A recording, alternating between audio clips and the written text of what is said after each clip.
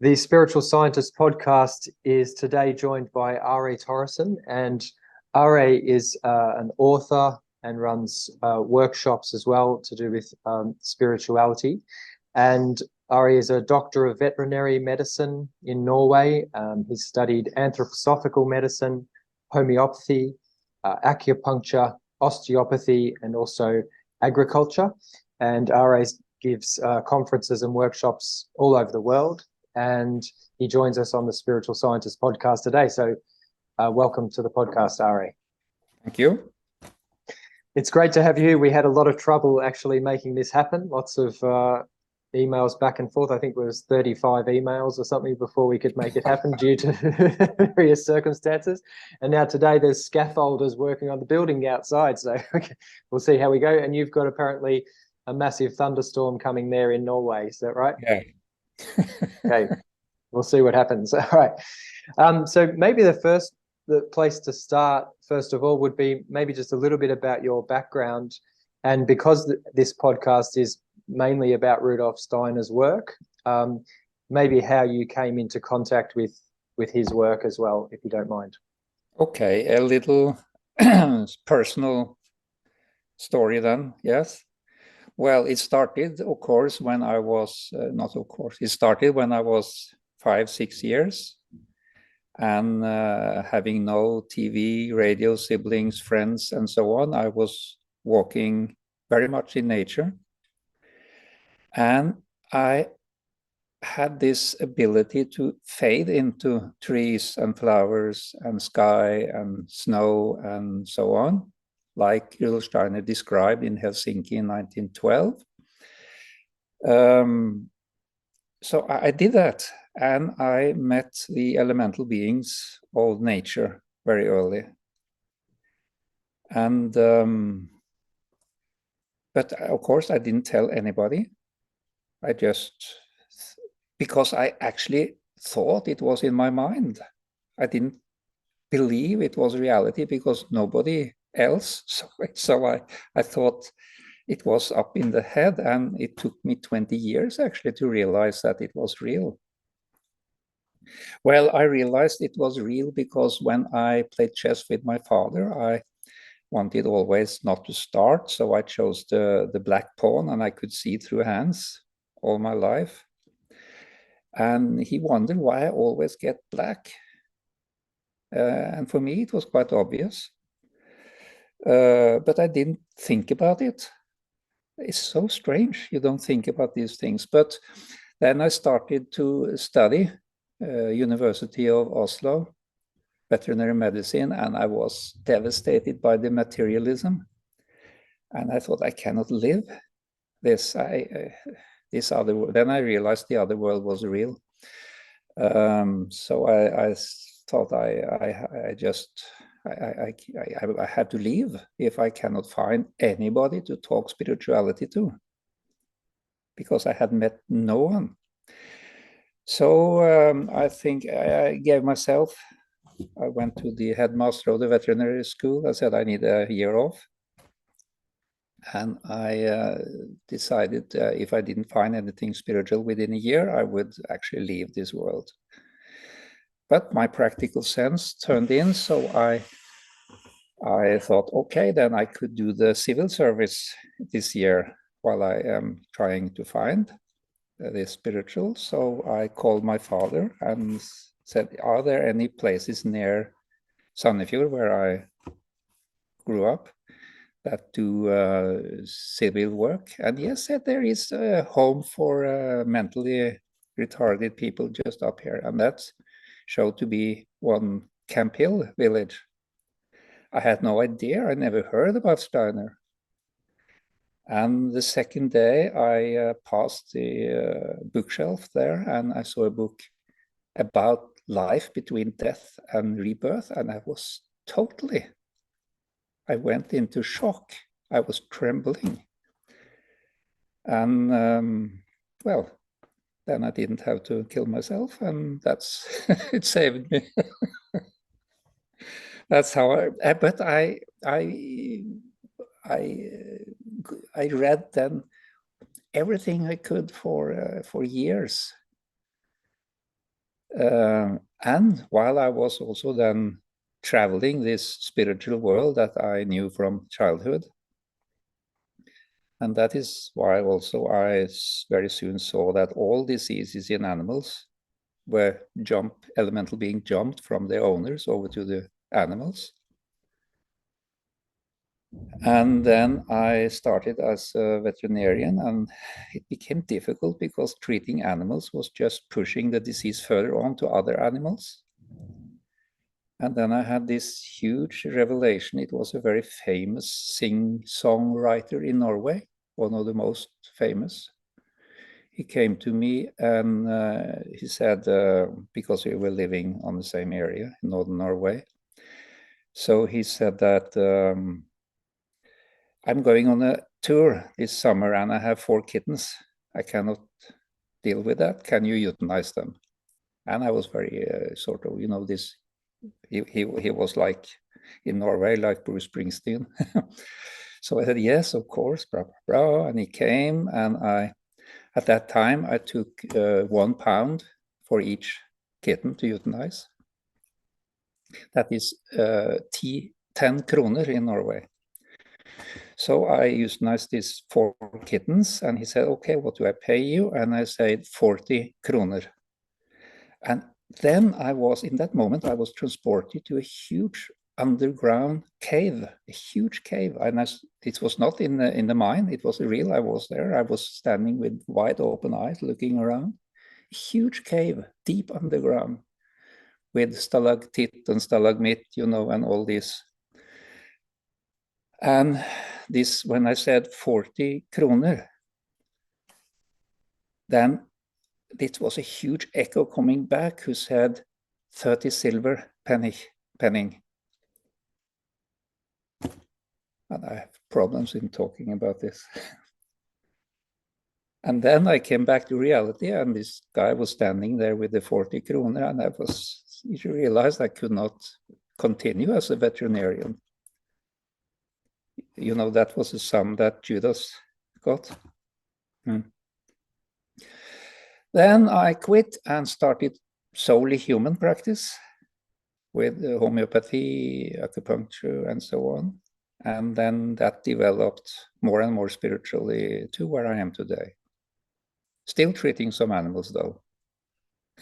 That is my life story. Thank you very much for sharing it, Ari. I think mostly when I've seen your podcast interviews before and your own videos that you've put out, that's been much more about the content, but I really appreciate that you're sharing that personal element with us. Yeah, that must be it's quite a strong experience to have this euthanizing animals and then a spiritual experience on the back of that. So yeah, thank you for sharing. The spiritual world told me I was Judas. Wow. Yeah. Okay, so yeah, some quite strong experiences there, and then with the way you described actually seeing the Rudolf Steiner lectures between death and between the life between death and rebirth, and that was quite a shocking moment in a way. Many people who have sort of had clairvoyant or clairaudient experiences when they're younger do describe a loneliness that's associated with it, because you don't know who you can share it with. You don't know, you know it's real, but also you wonder, why can't everybody experience it? Is that just a part of the journey, do you think, this loneliness that people experience? Yes, that's part of the journey. Mm-hmm. Yeah, okay. And then I've only read one of your books, Ari. We have actually met in person. I gave you a lift in the car when you were here in South Devon to one of the workshops. I've only read one book, so I haven't read your latest book, but we'll come to that in a moment. But the book that I read was called Demons and Healing. And you mentioned just there about your experiences working with animals and how you discovered that when the animals were unwell, it was because of what was going on with the owners generally. And you described about... Always, 99%. So is that because animals just have a natural wisdom where illness doesn't really need to be a part of their life, and it's really what humans are doing that brings animal suffering in that way? Yes, you could put it that way. It is we actually who make the world sick. Yes. And so in demons and healing, what were you really trying to do with that book? I mean, you did start off talking about animals and humans and the impact that we are having, but then also you did move into human illness as well. And so what is the connection between, maybe you could first of all tell us what do you mean by demons, and then what are we talking about there? Yeah, I use demons to sort of provocate also and wake up people. Demons are elemental beings that have been created by deeds, not nice deeds, also dark deeds or bad deeds. And they are of two kinds. Either they are too strong, Luciferic or Ahrimanic or Asuric elemental beings, or they are actually made by bad deeds, and they are in history called demons. And they can then find a way into you and create disease. There is not a strict line between you have a normal elemental being like in trees and flowers and ourselves, that need to be there and is part of us, is actually us, physical us. And when they get sort of used to our bad way of thinking, jealousy, our stealing, and so on, they get sort of darker and darker. And then they, at the end, can be described as demonic or demon. And in old times, the Catholic Church, still they do exorcising, push them out. But the sad thing is that they are not transformed. They just go to somebody else, just like described in the Bible. In the demons went into the swine and so on, or they were pushed out and then took a tour in the wilderness and came back with friends. So they were totally aware of this translocation. And that is what mainly happens today in all treatment, acupuncture, craniosacral therapy, especially homeopathy. When you take a homeopathic remedy, go to homeopath, get well, then somebody else gets that disease. And everybody know it more or less, but they refuse to talk about it because that sort of disturb the relation between patient and doctor. That reminds me of in the fifth gospel, in Rudolf Steiner's lectures on the fifth gospel, maybe we need to go back a step for our viewers and listeners a little bit, but Steiner describes these two main forces, or actually beings, that influence humanity, the Luciferic aspect and the Ahrimanic. The Luciferic being beings that want to draw us out away from the earth into a kind of a bliss spiritual world of their own, but unconnected to the reality of the earth. It's a very brief description. And the Ahrimanic that wants to, in a sense, fetter us to the earth, and so that we forget that we are spiritual beings. And then there's the balancing force between those. But you also mentioned Asuric beings as well. Yeah, as you describe this today in our present time, you have to add also a description of the Asuric beings, because they are more and more important in today. They were not that important at the time of Steiner. Much has changed in 100 years.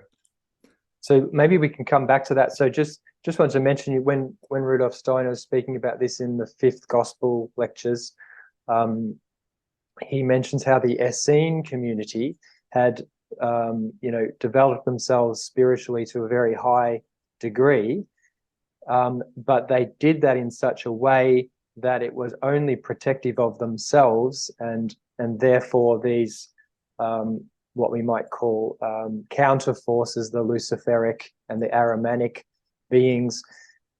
The question that Jesus of Nazareth asks himself, as Steiner's putting it, is that where do these beings go when they flee? He sees them fleeing from the Essene communities, and he asks himself, where do they go? And in a way, you're answering the question to say, well, they go, and as Steiner answers that question as well, they go towards other people. Is there a relationship there with?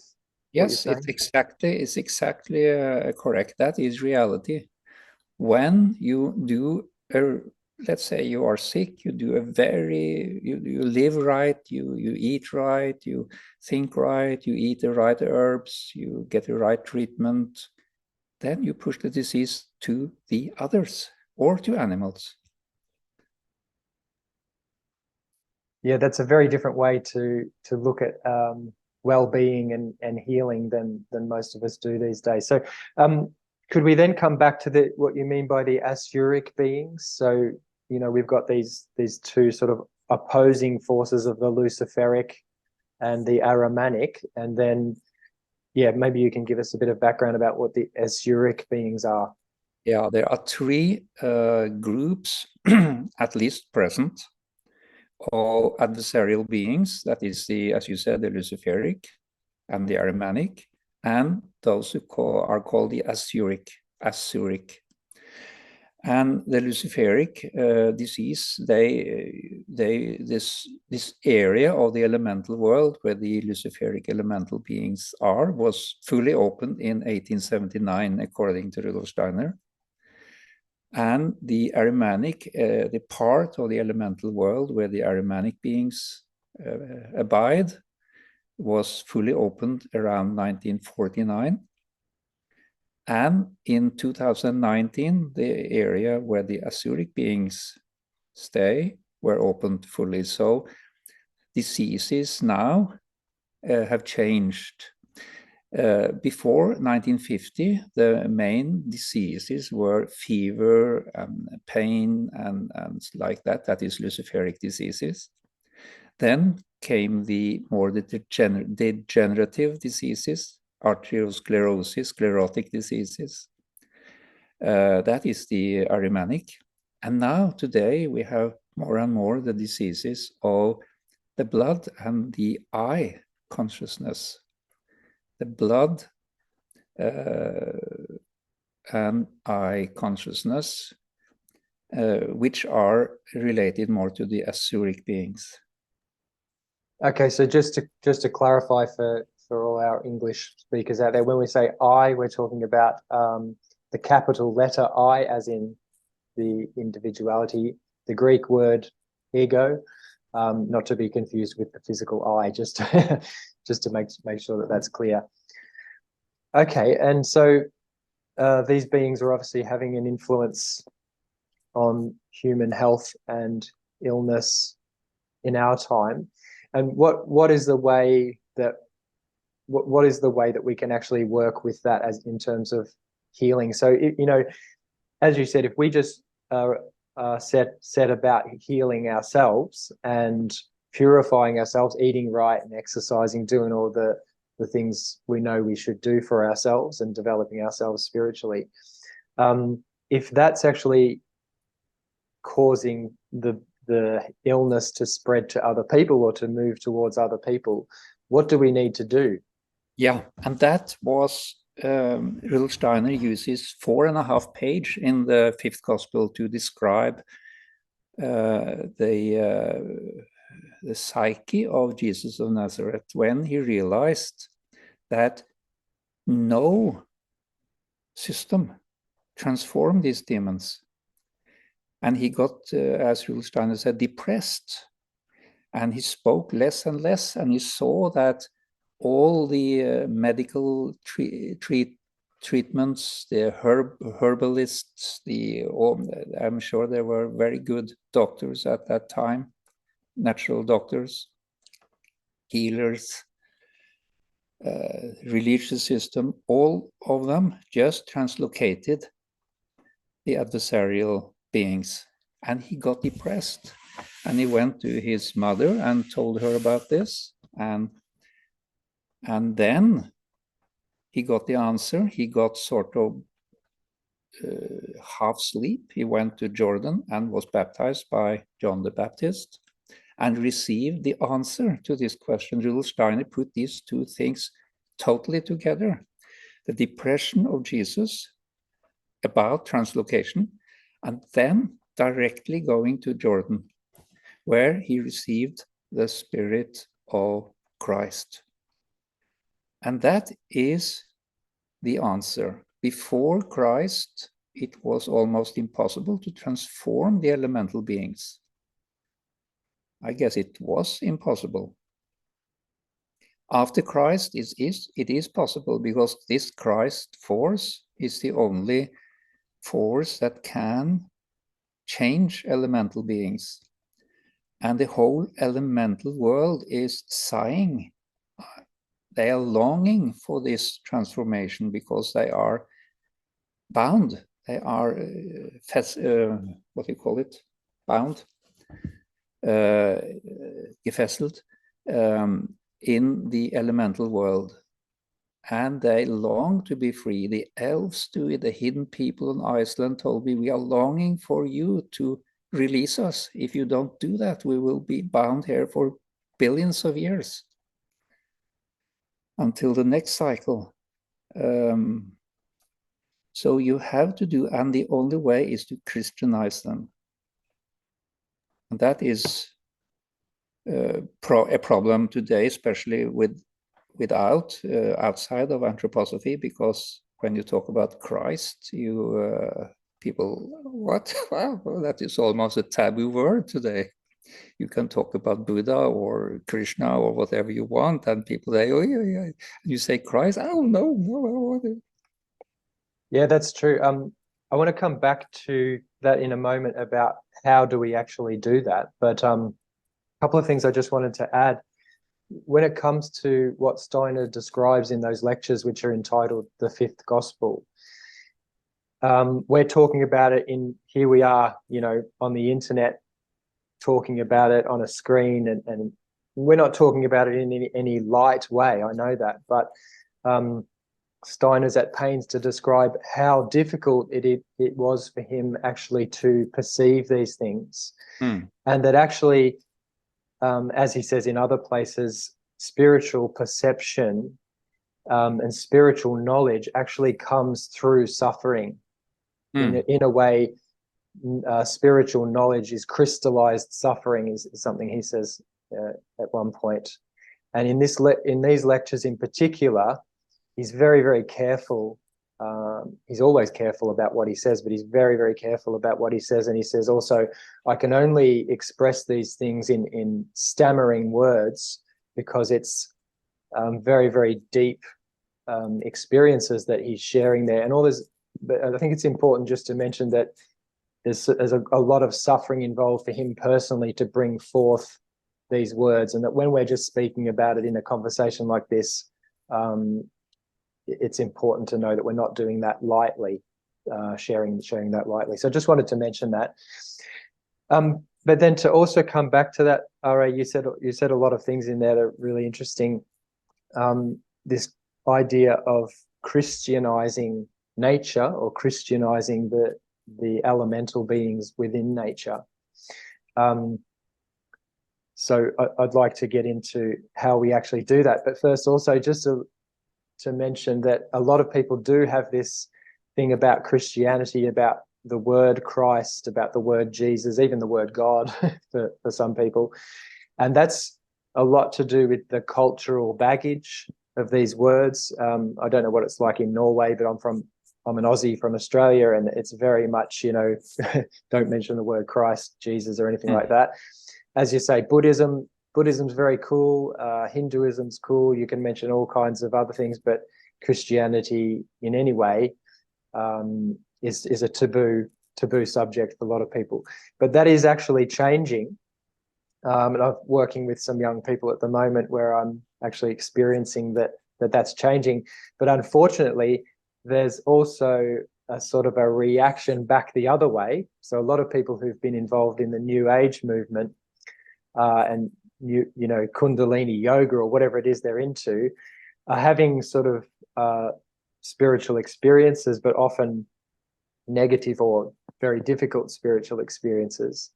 And then they're actually doing a complete 180 and becoming, hardcore fundamentalist Christians and telling everybody else that if you don't read the Bible, you're going to go to hell and all that kind of stuff. So there's a kickback happening. There's lots of interesting things happening culturally. But do you have anything to add to that about this? No, I can sign under what you said. I totally agree. It's not easy. So I gave a lecture on the World Congress of Veterinarians talking about all the diseases in animals come from the humans. So all treatment of animals is actually symptomatic and in vain.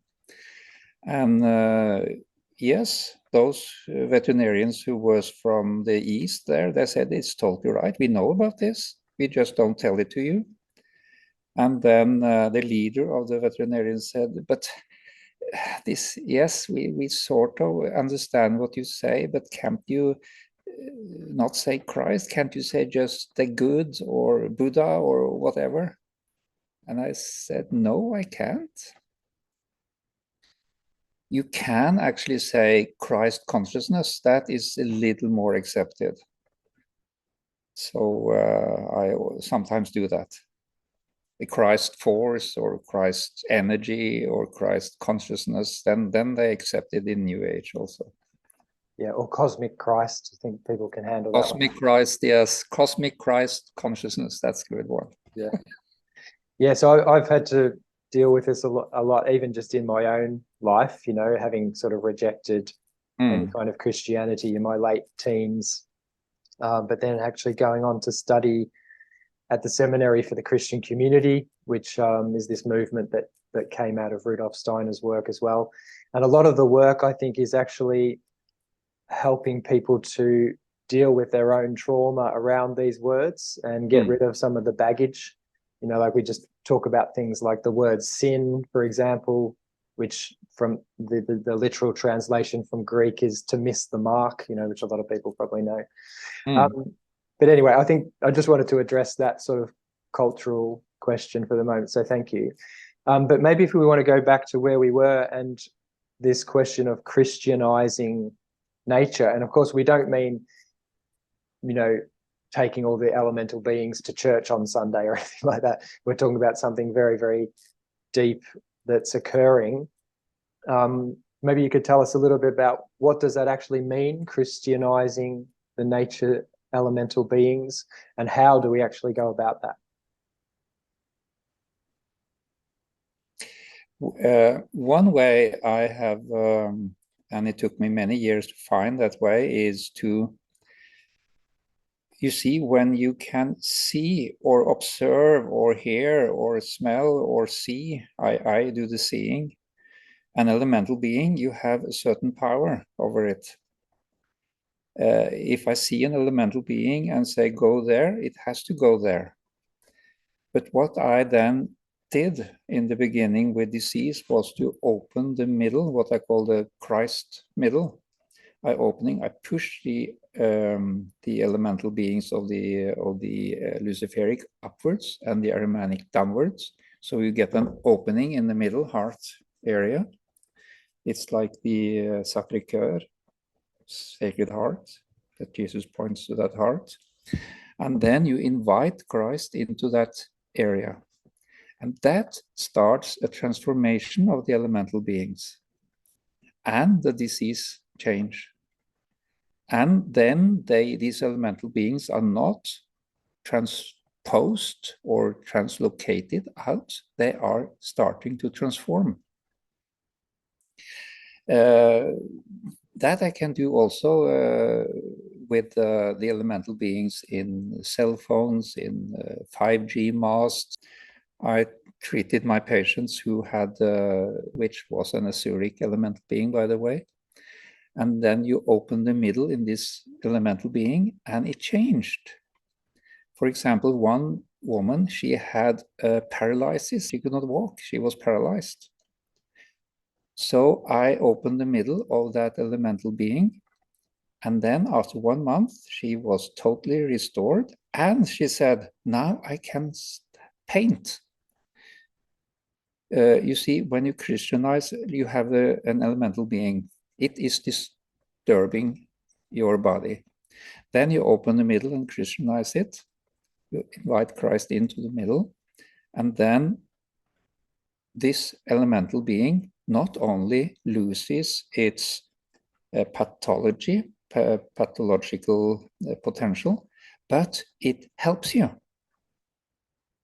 And that is what Rudolf Steiner again and again said. When we meet the problems of future, that electricity or 5G, we shall not just push them away. We shall go into them and transform them to something good. That is how we can actually save, because when we just push it away, we don't help anything. We just help ourselves. Then we become Essenes. Okay, so what you're saying about opening up the middle, this gesture of creating a space where, you know, moving the Luciferic that way and the Ahrimanic this way. Yeah. What are we talking about there? Like, is it enough to say the words? Is it enough to do a gesture? I mean, you have to observe them in some way. And when you observe the elemental beings, you have a great power over them. It's like they are like children. If I see two children that are planning something bad, and I go there and I take each one in their shoulder and drag them away from each other. It's that simple, like treating children. And then in this middle, then I say, in the love of Jesus Christ. And Christ said, whoever do this in my name will succeed. It is actually very important to use the name. If I don't use the name, it doesn't work. And you said that you need to be able to perceive them first. So what about for people who can't perceive them or can't perceive them yet? Is it dangerous to do this? Is it Well, that is why the last book, the Nordic Path of Initiation, where I describe how to venture into the elemental world and observe the elemental beings. That's why that is very important. And that is also called the Vidar path. And according to Rudolf Steiner, MICK'S, the archangel, after 1879, he advanced to become an archai, and the one who took over sort of his office was Vidar. So he is today the presenter of Christ in the elemental world. And Vidar is also the folk spirit of Norway. And where did Rudolf Steiner give the lectures of the fifth gospel? That was in Oslo, in Norway. And I've been in that room. I even slept there. So, so this is actually very much connected. So that is why it is called the Northern Path of Initiation, which opens the path through the elemental world. And this path that Rudolf Steiner describes is not a path through the elemental world, because at that time the elemental world was closed. Johanna von Keyserlingk asked him, can we go through the elemental world? And he said, yes, we can, but it's very dangerous. But he should have said today. But it's later said in the future, we have to go through the domains of the adversarials to reach Christ. So today, 100 years later, we have to go according to Steiner, through the elemental realms, which is the domain of the adversarial forces, to reach the Christ through Vidar, who is then at this path, the guardian of the threshold.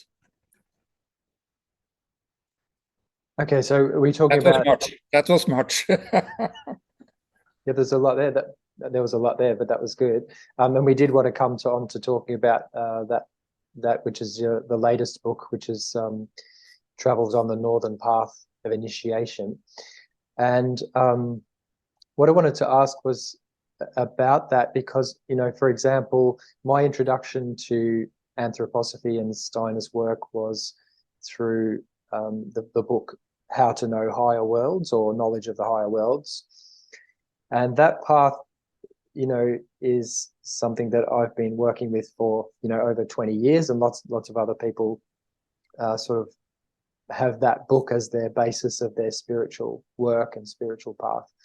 And Steiner describes in that book many different exercises for working on essentially the different chakras, especially the heart chakra, the throat chakra, etc., and developing ourselves in that way.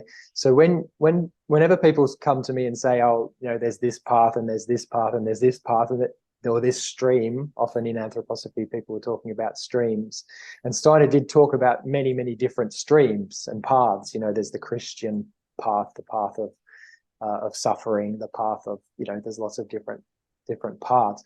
And you said something earlier that now we need to be doing the northern path, and I'm just wondering what's the difference between working with How to Know Higher Worlds, or someone who's working with the thoughts in philosophy of freedom, for example, and then this northern path you're talking about.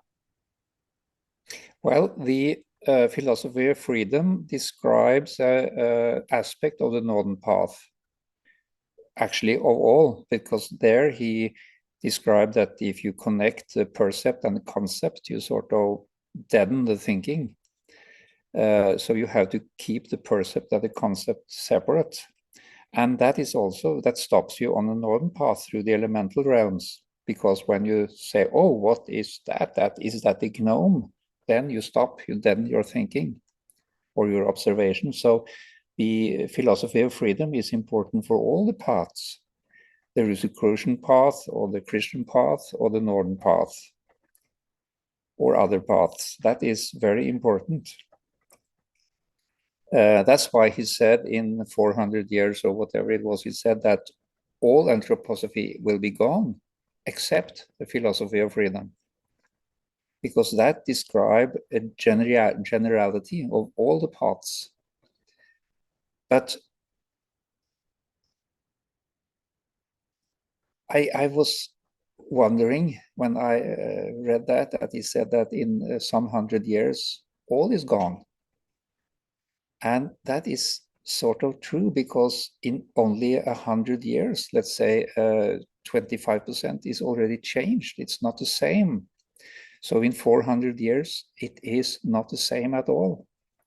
When you, for example, read the Chemische Hochzeit from Christian Rosenkreuz, I don't know in English. Yeah, the chemical wedding of Christian Rosenkreuz. Yeah, that is description of a path into the spiritual world. But that was done hundreds of years ago, and it doesn't work that way today. Even in the spring of 1924, Steiner said to several friends that if this path I have described, which is called the modern Rosicrucian path, is not followed or traveled by my followers, it will shut. And then in the autumn of 24, he said that nobody had done it. It is shut. And that caused him very much grief and pain. And at that time, the path through the elemental world was closed. And according to his words, the path of the knowledge of the higher world was closed. So at that point, there were no path into the spiritual world. So today, the path through the elemental world is now totally open. Of course, you can travel the path of the knowledge of the higher worlds, but then you have to sort of open it again. Because if nobody travel this path, it is like a path in the forest. It become covered. It become unwalkable. Okay, very interesting. Very interesting. So Ari, just another question I had in there was around the question of the guardian. So in How to Know Higher Worlds, for example, the guardian of the threshold is this being which is really in many ways the sum of everything of which we have made ourselves. So all of our karmic background, etc., has created a being. And before we cross the threshold into the spiritual world safely and in a healthy way, we need to have a meeting with this being. And usually all of the spiritual work that we've done up to that point is in many ways to strengthen us in order to be able to cope with this experience of meeting this being, which in many ways is ourselves, our lower self, maybe you could put it that way, before we can then have a true healthy experience of the spiritual world proper. So that, but you forget one thing there, and you see that is what I would describe as the lesser guardian. That is ourselves, and there is a greater guardian, which is a real spiritual figure. When you go through the elemental world, this lesser guardian is met at every stage of the elemental world. So when you reach a threshold then to the spiritual world, you meet the greater guardian, and that is in this path Vidar. okay, so in Knowledge of Higher Worlds, yes, I didn't get to it, but yes, Steiner talks about then the meeting with the greater guardian. And so it's not the Christ being? Vidar is the face of Christ, say Rudolf Steiner, or the bringer of Christ today. Okay, yeah, he uses the word countenance as well, doesn't he? The countenance of Christ. Or the archangel of the sun. While Michael was the archangel of the sun, but today is the archai. Okay, so there's been this transition take place. And yes. Yeah, okay, interesting. Yeah. And that is very important to know, and that happened during the last 100 years. Mm-hmm. And so... And then when you meet Vidar, he will teach you everything you need. That is a combination of personal and general teaching. And just to tell one interesting thing, you know, when I read these lecture cycles of Steiner, I sometimes get a little irritated because every new cycle he starts with describing the cultural ages or the earth ages, and he goes systematically through it all like this. And I thought, yes, I read this 20 times before. But when I met then Vidar, he did exactly the same. He started to describe all the cultural ages. I think I sat 8 weeks listening, and that was 24/7, describing all the cultural ages, very much like Steiner, but there were some 10-15% difference, some differences. So that seems to be a spiritual law, that when you enter the spiritual world, you have to relate to time changes, the time of this physical world. Yeah, just a comment on that. No, I think that's really important. Yeah, I remember reading many different lectures, and again hearing over and over and over this this age and this age and Old this age. India, old Saturn, Sun, you know. Okay, but that's good. So you actually have had a spiritual experience which confirms the importance of that. And I mean, if you think about it, just in logical terms, anyway, to know where we are in terms of the evolution of consciousness and where we are right now in terms of Earth evolution, it makes sense of a lot of things. You know, if we don't know that we're in this particular cultural age which has these particular challenges and particular opportunities, then it's very difficult to be able to read the signs of the times and know what's occurring. I mean, would you agree with that? It's just like in school, you know, when you start in the first grade, you go through the history at a certain way. Then, and in the higher school, you go through the history again in another way. And then at high school, you go through the history again. At least in Norway, you go to history 3 times, sort of higher levels. And I think those who did that, made that, it was quite wise. Okay. Well, speaking of history, in your latest book, you also talk about this, actually something that occurred in ancient China. That is not latest again. That is the deception of Luciferic. Oh, I'm sorry. That's right. The previous, well, an earlier book, the Luciferic Deception. Forgive me. So maybe would you mind talking about that, or we could stick to the Northern Path if you have more to say about that first? Well, the Luciferic deception is actually to make translocation more easy. That is more for therapists, I think. Therapists. I don't think that is general. It's more interesting for therapists and doctors. Okay, sure. Yeah, that's fine. I mean, so what else can you tell us about this Northern Path and this, you know, why that's so necessary now?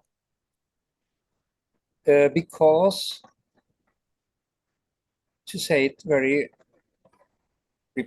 actually, I can repeat it more clearly. Steiner wanted us to travel into the spiritual world ourselves.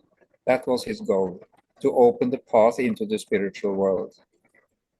And for that, he described a lot of exercises. And he described a lot of facts from the spiritual world where he traveled and he could travel. Then, at that time, the path through the elemental world was closed or dangerous. Somebody could go there, but he then became quite upset when these people said, I've done this and this, and he said, that is dangerous, don't do that. Then,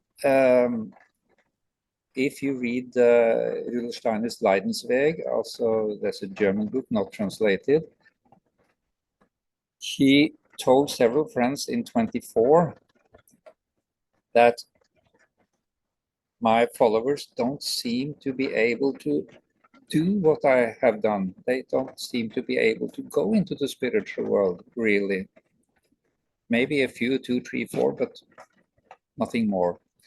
And he said also that, and that is documented in this book, that if nobody go there within autumn, it will be closed.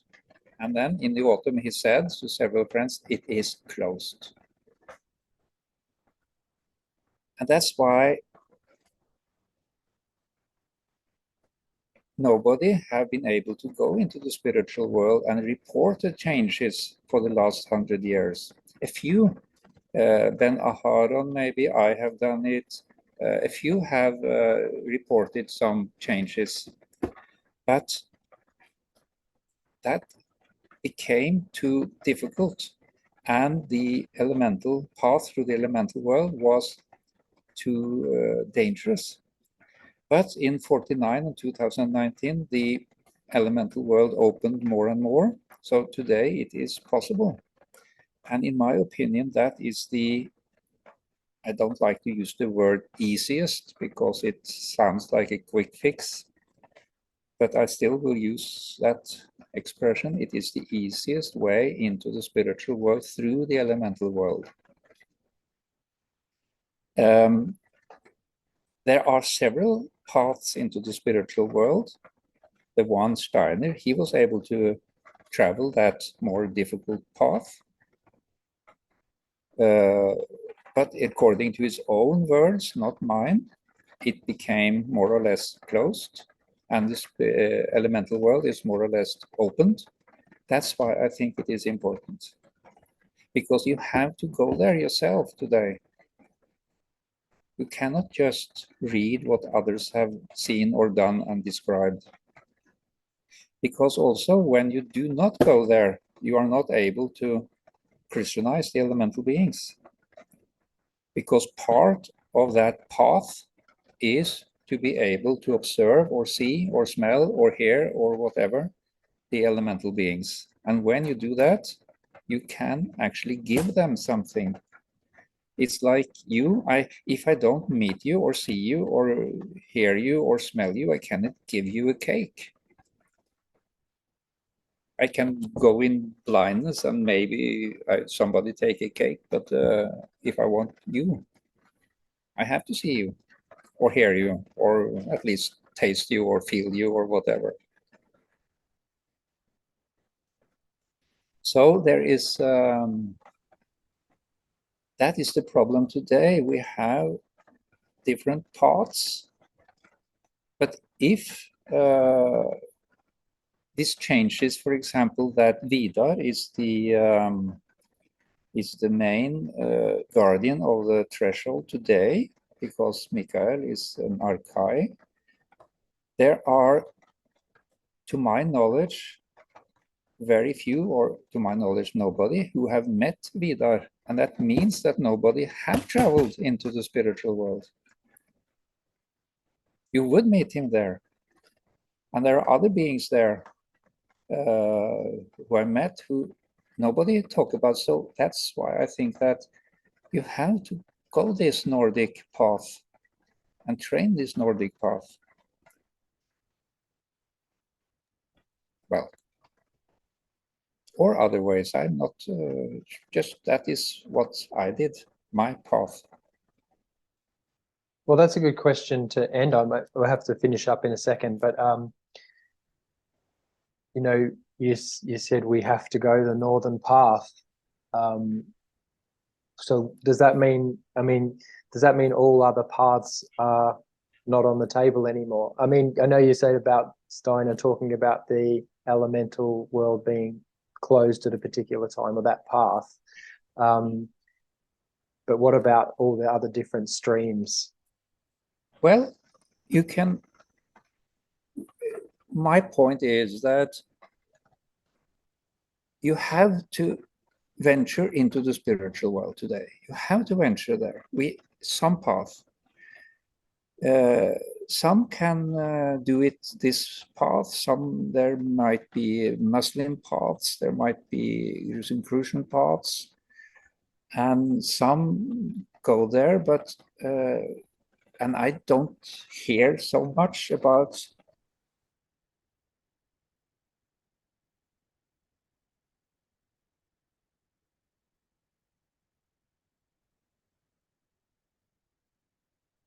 Can you hear me, Ari?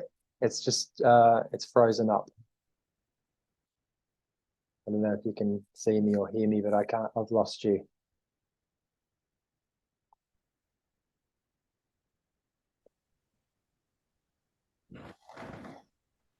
Yes. Did you get what I said? Most of it, but I'm not sure which point it stopped. You just started saying maybe there are these other paths, but. Yeah, and if they work well, then it should be reported, the changes from those people who go these paths.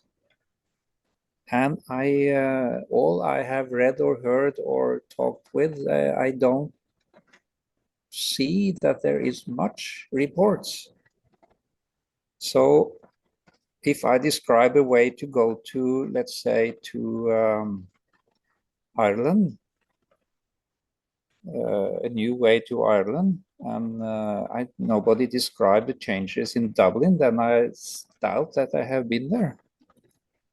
It's very simple. Fair enough. Fair enough. Yeah. Okay, well, Ari, it's been great to have a chat with you. And but this is very difficult because many feel that I then disvalue the path that Steiner described. I do not, but according to himself, his followers were not able to walk that path. Well, that's a very good point, because that was actually going to be my next question if we had more time, was just how has this been received? You know, when you meet people and talk to people, especially in the anthroposophical world, how is it received, what you're saying? This book, the Rudolf Steiner's Leidensweg, that is the suffering path of Rudolf Steiner, a book just recently published. This author have gathered all his conversations with friends, close friends, where he say that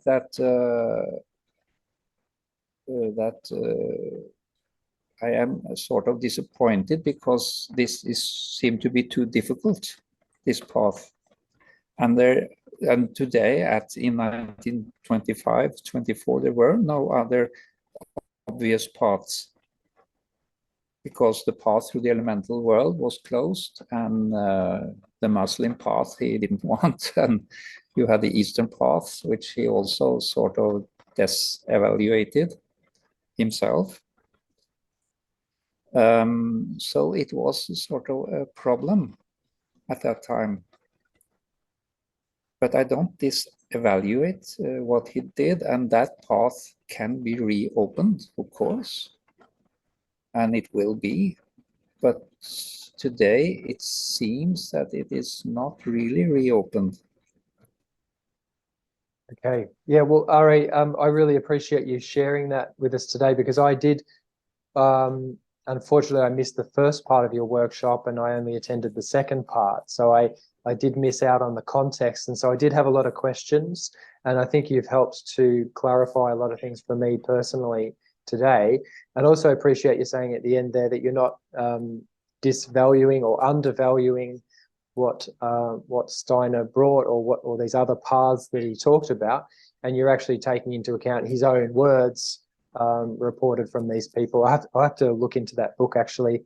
Because you read German, yes? Yeah, I do. Yeah. Yeah, and Rudolf Steiner's Leidensweg, I can send you I have it just in another room here. I can send you the link. Oh, okay, that'd be great. Yeah.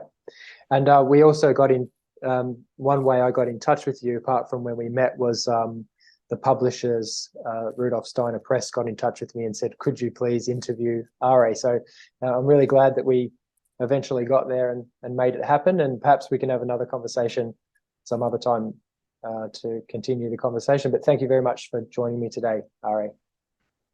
Thank you. Thank you for inviting me. You're welcome. Also, you're actually coming over to South Devon at some point, I hear, so we might be able to meet each other again. Yes, I am going there in the early spring, isn't it? That's right. That's what I think I saw. Yeah. Together with Andrew and Andrew Linnell and one other. Yeah. Okay. Good. Yeah. Look forward to that. Oh, and one other thing, Ari, I'll put all your links to your books and everything, and your website or whatever links that you have in the description. Is there one that you want to mention? I don't have a website. I'm not so really like all these things, but all the books are, I think it is 39 publications totally. Oh, wow. Okay. Yeah. But most of them I have not so interested. Some are veterinarian, and I'm not really interested in that so much anymore. Okay. But the most important are in Temple Lodge and yeah, actually And Clairview Publishing, I saw. Fairview also, yes. The Luciferic Deception, yes. Okay, well, I'll put all the links to the books anyway, the newer books that you want out there, so that people can find out about them, and also if there's any workshops and things coming up as well. But that is on my Facebook page. There I have as the first what lectures and workshops. Oh, great. Okay, we'll link that one. But I reduce that too because I get older and I don't like to travel that much. I'm 71 now, so I start to lose strength.